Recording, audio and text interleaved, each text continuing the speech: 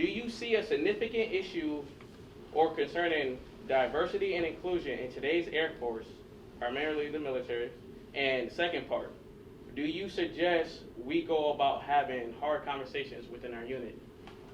All right, I'm going to answer the second part first, and then I'll come back to the first part. If anybody doesn't know me, Chief Jessica McWayne over in Security Forces Squadron. Cool.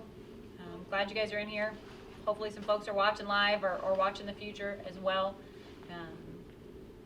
Absolutely, we need to have real conversations, right? So I think what happens when we start framing it, we say, oh, we're going to have a hard conversation, people instinctively kind of clam up and become a little defensive or intimidated by whatever the conversation is. I think we need to have real conversations.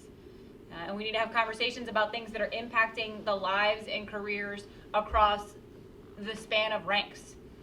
So that may not be things that are impacting me or have impacted me, but it might be things that are impacting my junior most airmen. It may be things that are impacting our commanders. So I think we need to have hard conversations about the reality that each of our tiers, each of our different generations, each of our different AFSCs, right? There are unique challenges within each of those and struggles and things that we need to get after within each of them. So absolutely, we need to have those hard conversations. And just like you introed this, right, we gotta have kind of a spine of steel, right? Have a soft front and be able to take it and receive it and process it so that we can then be deliberate moving forward to be the squadron, the wing, the Air Force that we want to be. But if you don't have a pulse and you don't have those real conversations and you don't know, you just keep doing what you think works, and that's not going to get us where we need to go, right? It's not an honest look. So that's the second part of the question, if you will. The first part was, do I think that we need to focus on diversity and inclusion? Did I get that right? Do you think we have a serious issue with it? I think that we're finally bringing to the forefront what inclusion actually is, right? How do you have inclusivity in decisions that you're making, in conversations that you're having, in policy that you're looking at, in a grand scale, but also all the way down to that heartbeat of the Air Force, which is the squadron level. I think we're finally starting to talk about and understand what inclusivity is, and then once you have inclusivity at the table and in that discussion, then we breed diversity. Does that make sense? Because then we have diversity of idea, diversity of thought, and diversity of backgrounds and experiences in the room. So I would kind of flop the idea of those two. I think we're finally starting to pull at the string to understand kind of how pervasive have things been too narrow-minded or too stovepiped in the decisions that we're making and the perspectives that are in the room, and how wide we open the aperture to get the right folks, right? Are we creating an atmosphere and a culture where people do feel included and welcome and respected and valued, right? So I think we're finally starting to even open the aperture to understand that through what you termed, right, hard conversations. What I'm saying is real talk.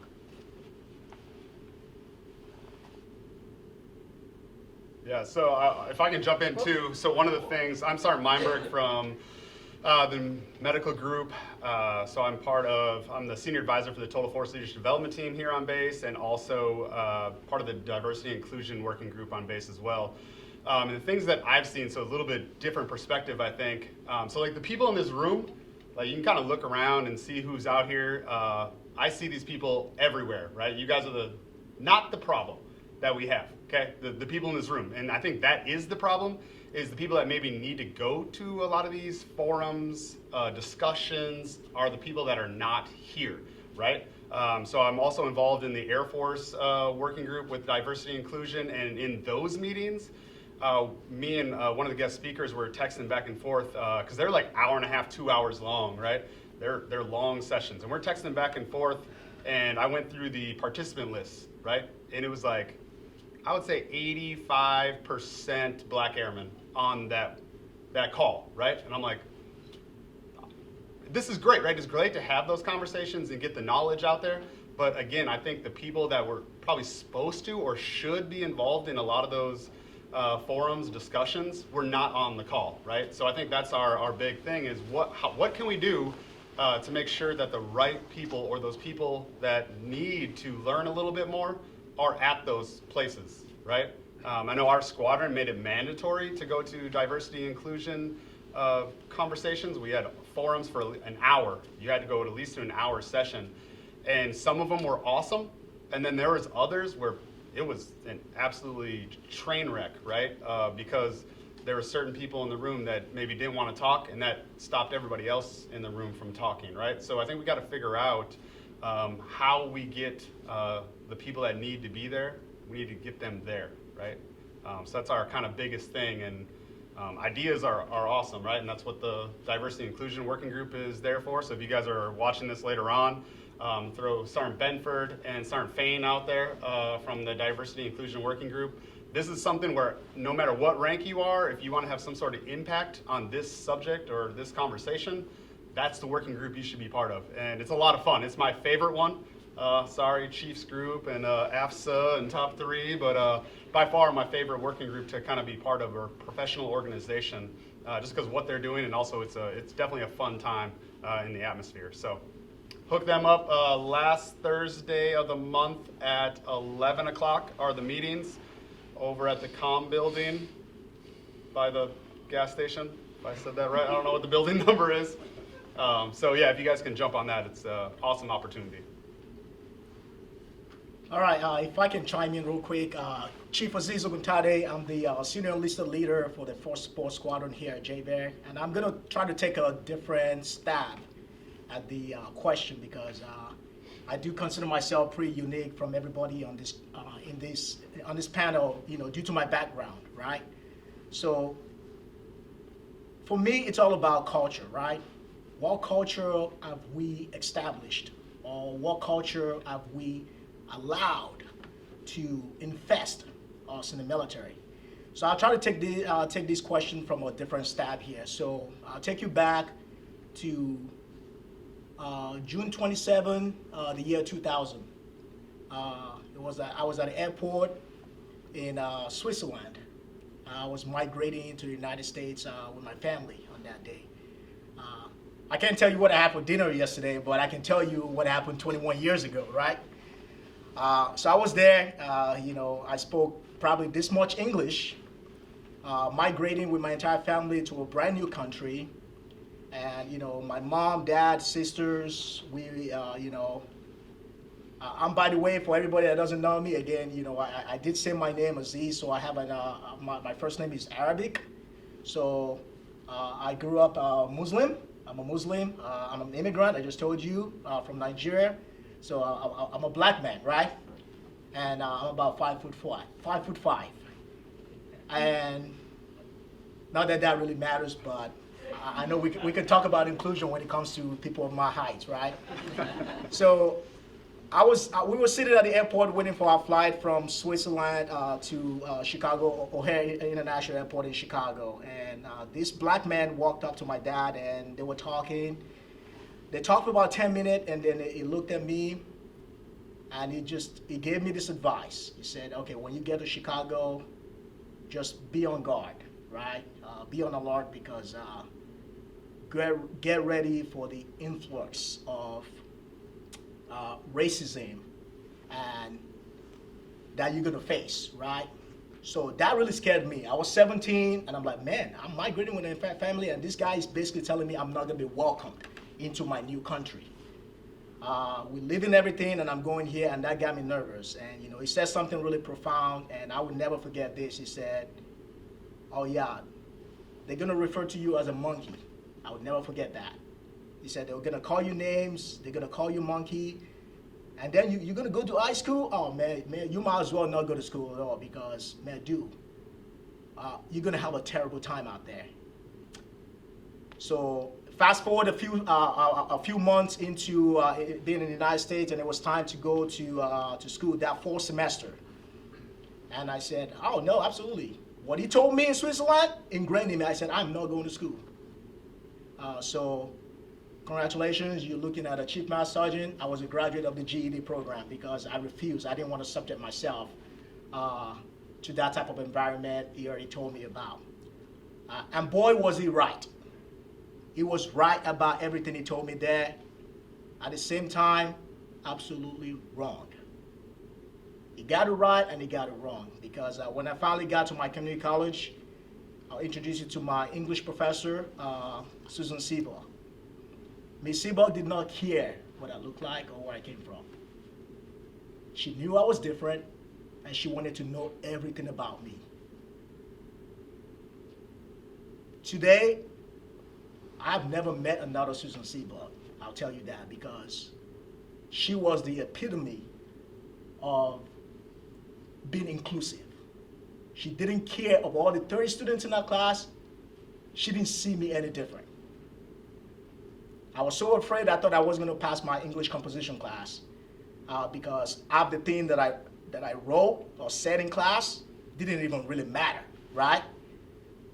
I got an A out of that class because she cared about my ability and my capability, despite my challenges of speaking or even writing English well. Then you fast forward, still experienced a lot of those things where I was raised in Chicago, but the military was a safe haven for me. Find me an organization that no one would care about the skin of my color, they wouldn't care about my religion, they wouldn't care about who I love, and they would embrace me. For most people in here, the military is a safe haven. We come here because guess what? We all got the same uniform on. We have the same uniform on, and I feel like, you know what? This is the best place for me to be because no one is going to judge me. I'm going to meet 300,000 Susan Seaborg, right? And then you fast forward 17 years into my military career, and the report came out a couple of months ago. And the question is, do we need to have a tough conversation? And I'm thinking, a tough conversation about what? Do we feel like diversity and inclusion happens within the military? And I'm like, wow, this is a safe haven for most of us. And when it comes to prejudice and discriminating against people and not including people because of the way they look or the way they speak or their attitude, we need to check ourselves. So when you ask me, how many more tough conversations do we need to have? Really? We can have another stand down day and throw in some barbecue. Is that fixing, if you think it's a problem, is that going to fix the issue? I can have tough conversations with you all day. You see this uniform? It's a shield. It shields the hatred in us. So when I tell you I can't stand a white woman, right? I mean, I love Chief McQueen. She's awesome, right? I love you too. Right? No, really. But that's within me. Those are the values in me, right? How do we change that? Once this uniform, take an F-22 pilot. They got a helmet on. They start flying. They're dropping bombs. No one cares whether you're black or white in that cockpit, right? You just know that you're dropping bombs on some bad people, right? But once they take the helmet off and oh God, man, it's a black guy. I wonder what school he went to. I wonder how he was raised. It's in here. This shield, it covers a lot of the issues that you identify in your questions. So my question back to you is, how many more tough conversations do we need to have? We need to change the culture. We need to change the narrative. We need to change the doctrine. We are just a reflection. The military is a reflection of the general population of the United States. And if we let this thing happen, this old disparity, regardless of what you call it, racism, disparity, injustice, whatever it is, programs, policy, anything. I mean, don't look at these 4 chiefs to solve your problem. No, this is yours problem. You guys allowed it to happen within your ranks. You tolerated it. You welcomed it. when you turn on the news channel and you see what's going on in the society, you allow that to happen. You allow all those things to fester into our military. And these, again, we are supposed to be the best of the best. And you know what? And I'll digress and I'll let Chief Wormley chime in. I'm the most quiet chief on here, but again, somehow I talk too much. But I'll tell you, you know what? Yeah, let's have the conversation. Let's keep having conversation and let's keep throwing barbecue and act like we love each other, right? Let's keep throwing that shield down, yeah? And how many more years are we going to do that?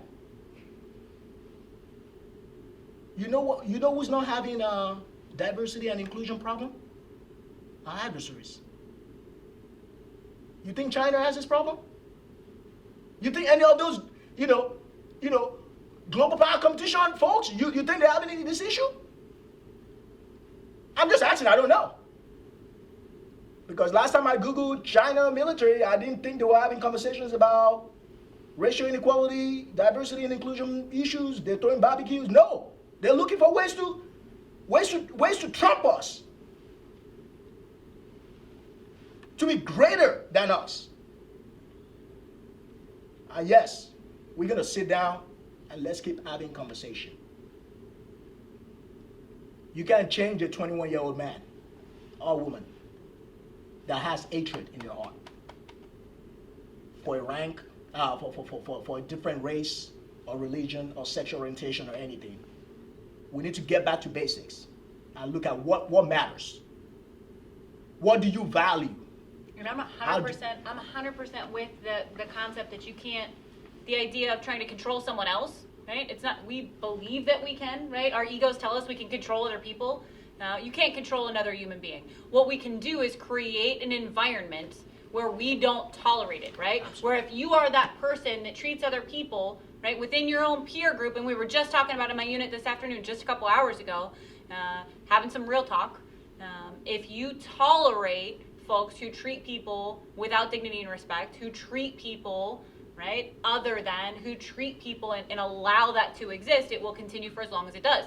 But if that exists within your peer groups, that exists within your team, right? I can envision a future where that person who doesn't treat people with basic fundamental human decency, dignity, and respect based on what their capabilities are, right? What their clearance is and what they can have some access to, right? We're not basing it on performance. We're not basing it on our core values, where you are the outsider if that's how you're treating people, right? And then you get pushed to the edges because it forces you through peer pressure, frankly, to either adapt, change, or at least, or maybe at worst, shut your mouth, right? Stop treating people that way because we're not going to tolerate it.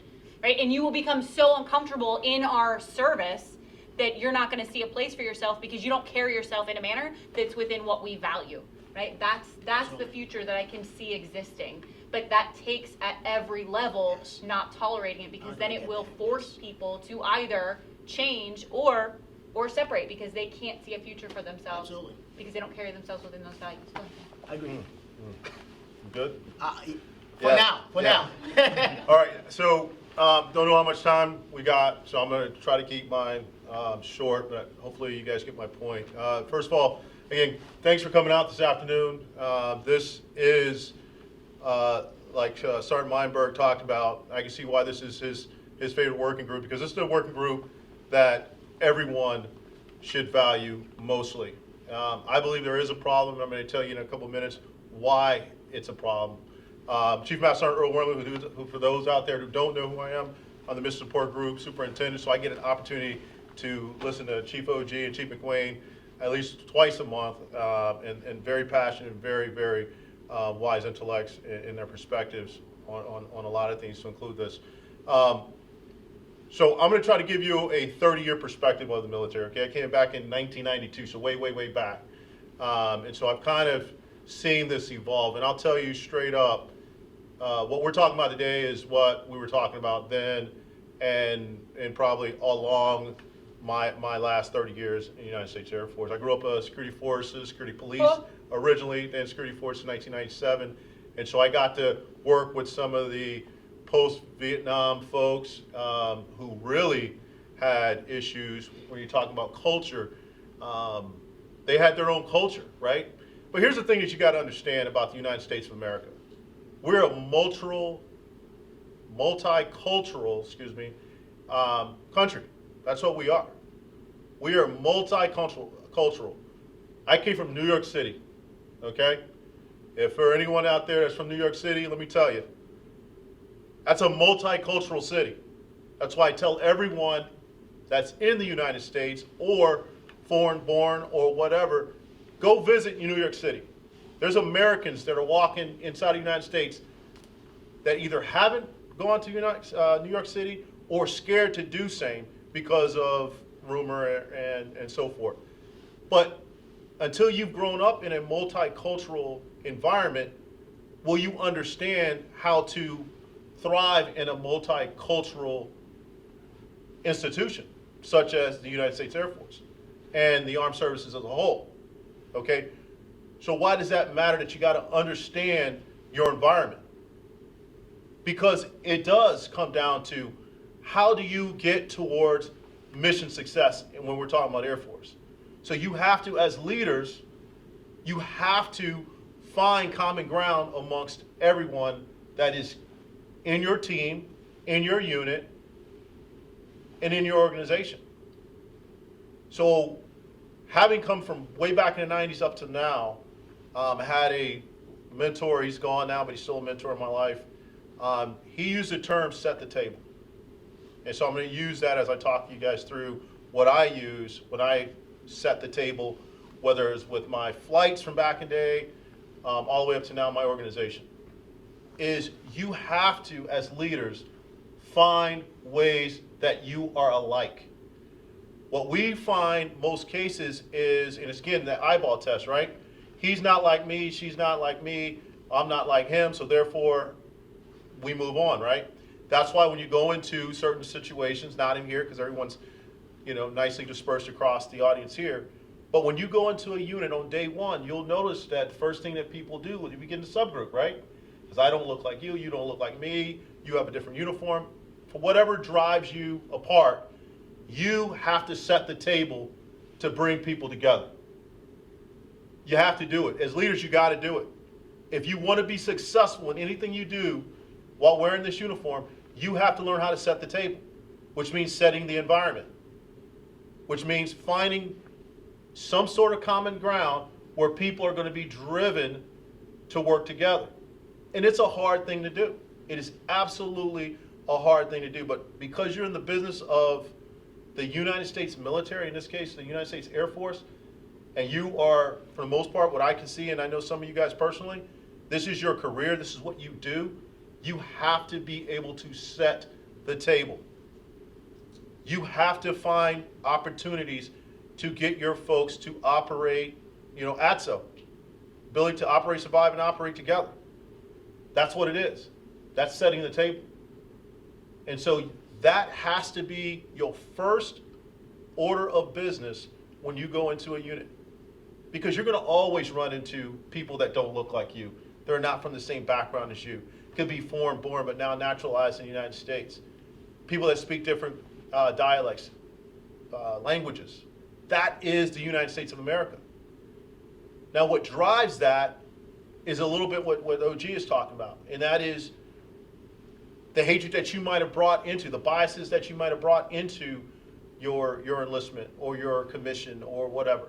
But when you sign up to do what we do and you raise that right hand, you've already checked those beliefs, those ideologies, those biases, those prejudices. You've checked all that. You've already surrendered those ways of living. And what we got to do when you set the table is you got to be able to extinct that type of behavior out of those people that you might know. And I'm going to tell you right now, again, 30 years, okay? I've met people that I know for a fact that probably didn't ever have someone like me be their senior enlisted advisor, flight chief, kennel master, fire team leader. But you know what?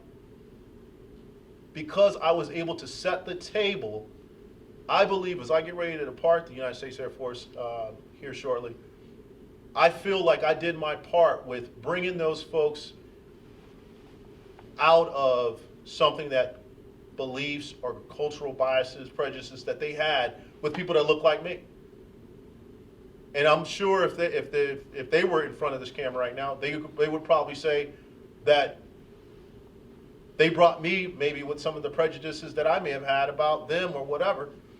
But that doesn't get to that point unless you as leaders learn how to set the table with your organization, in this case your airmen, your supervisors, your commanders, etc. Because it just doesn't go lateral. It is, no kidding, up and down is your comm with doing this, with setting the table. And you don't do that by talking about it. You got to be about it. You got to be about it. You got to force yourself into places that you've never went before. You got to throw yourself into the fire, is what my old supervisor used to say.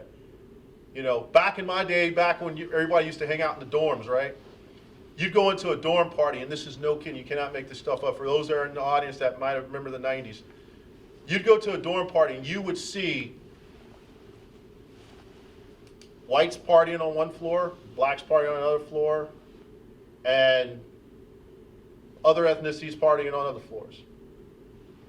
That was culturally acceptable back in parts of my career. Culturally acceptable. But that wasn't how the organization was ran. Does that make sense to you? And that goes a little bit to what I believe the point that OG was trying to make earlier. You can't have those types of organizations. You can't have those type of bipartisan type of subcultures in your unit. You as leaders have to learn how to set the table on day one. And it's a continuous process improvement process. You can't do it like I think Sergeant Morenberg and Chief OG were talking about earlier, like it's a one and done type thing. This has to be about what you do each and every day. And you have to throw yourself into the fire. You have to go into other cultures. When you see it, you got to step into it. And you have to have those conversations. You can't do walkabouts across your unit and just do walkabouts where it's comfortable. You got to walk about where it could be uncomfortable. You guys tracking what I'm saying? You have to do those sorts of things, and we got to do those things continuously. You know, Simon Meinberg talked about earlier where, hey, you know, we're doing it now, and this is great. It's a great breakthrough of where we need to go. But it doesn't have to be at this level of platform, in Earl Wormley's opinion. I believe the best way is more tactical, more constant, more persistent. Because one thing I will always tell folks, I tell folks this all the time, I don't think any airman that joins the United States military joins it to continue the way they were back when they were at Mom's Air Force Base, which means where they're from. I believe when you sign up to do this global type of job, like Airman OG did once upon a time, you do this because you're looking to be better than where you came from. So the only way that ever changes is if you don't have someone that looks like us or looks like you that sees someone that comes in and says, hey, let me show you what you just signed up from. And you show that airman things that he or she may not have witnessed and or experienced back at their Mom's Air Force Base. You guys following it? So that's what I mean by setting the table.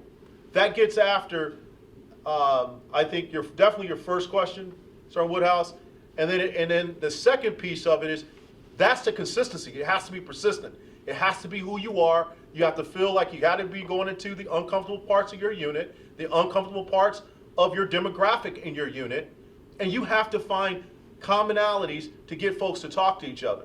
And the more time, and it can't be just the hours of duty hours to do it. That's not what I'm talking about. Let me catch myself before I end. That's not what I'm talking about.